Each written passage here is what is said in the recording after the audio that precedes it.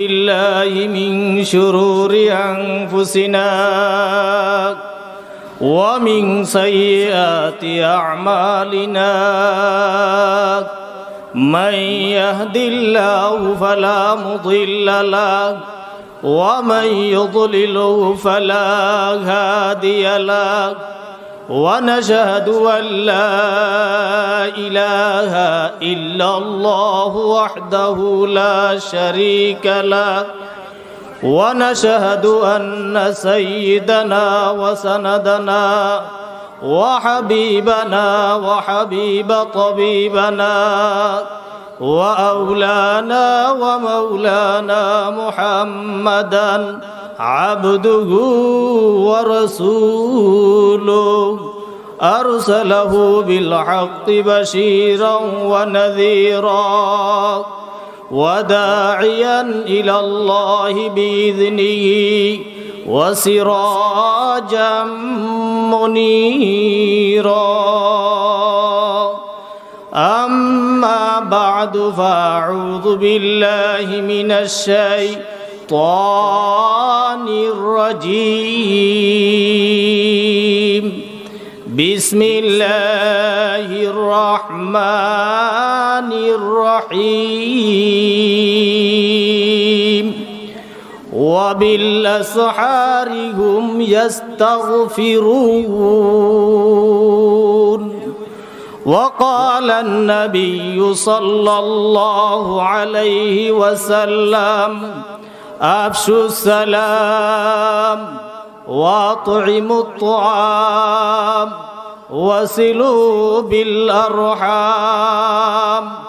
وصلوا بالليل والناس نيام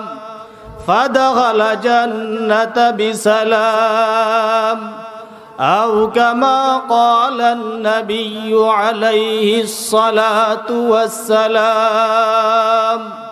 اللهم صل على روح محمد في الأرواح وعلى جسد محمد في الأجساد وعلى قبر محمد في القبور وعلى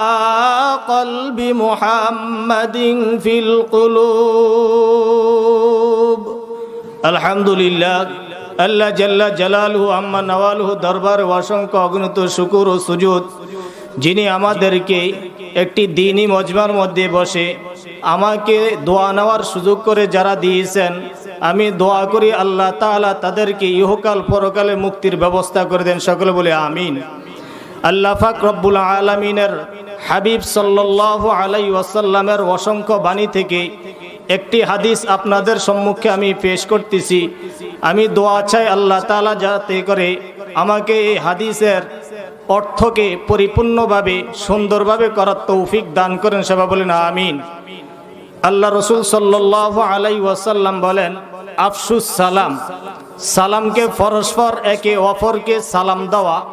সালাম পরস্পর সবাই সবাইকে দিয়ে এটা প্রসারিত করা, এটাও হলো নবীর উম্মতের জন্য নবীর সুন্নত। বলি সকলে বলি আলহামদুলিল্লাহ। আকায়ে নামদার তাজদারে মদিনা হাবিবে কিবরিয়া আশরাফুল আম্বিয়া হযরতে মুহাম্মদুর রাসূলুল্লাহ সাল্লাল্লাহু আলাইহি ওয়াসাল্লামকে যখন হযরতে জিবরাইল আলাইহিস সালাতু ওয়াস সালাম এবং মিকাইল আলাইহিস সালাতু ওয়াস সালাম যখন মেরাজের রাত্রিতে আল্লাহর হুকুমে নিয়ে যান, তখন আল্লাহ তাআলা হুজুর আকরাম সাল্লাল্লাহু আলাইহি ওয়াসাল্লামের কিছু প্রশংসা আল্লাহর ব্যাপারে যখন করলেন, তখন স্বয়ং আল্লাহ তাআলা হুজুর আকরাম সাল্লাল্লাহু আলাইহি ওয়াসাল্লামকে সালাম দিলেন। মেরাজের রাত্রিতে রাসূলুল্লাহ সাল্লাল্লাহু আলাইহি ওয়াসাল্লাম ভ্রমণ কেমন ছিল এবং তিনার জন্য আল্লাহ তাআলা কি করেছেন, আল্লাহ তাআলার আরশকে হযরত আনোয়ার শাহ কাশ্মীরি রহমতুল্লাহ আলাইহি বলেন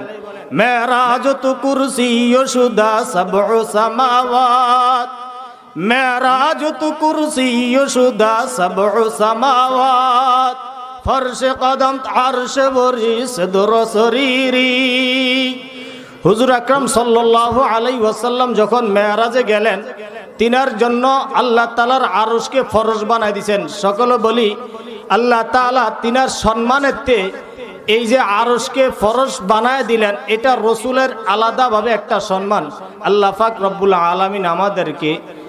এখান থেকে যত ওলামায়ে কেরাম আসবেন তাদের পবিত্র জবান থেকে